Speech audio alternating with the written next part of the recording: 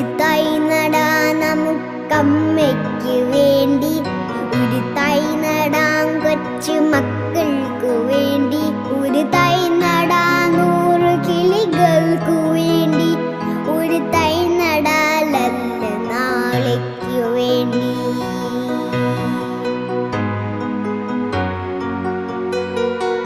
ഒരു തൈ നടാൻ നമുക്കമ്മയ്ക്ക് വേണ്ടി, ഒരു തൈ നടാൻ കൊച്ചു മക്കൾക്കു വേണ്ടി, ഒരു തൈ നടാൻ 100 കിളികൾക്കു വേണ്ടി, ഒരു തൈ നടാലല്ല നാളേക്കു വേണ്ടി.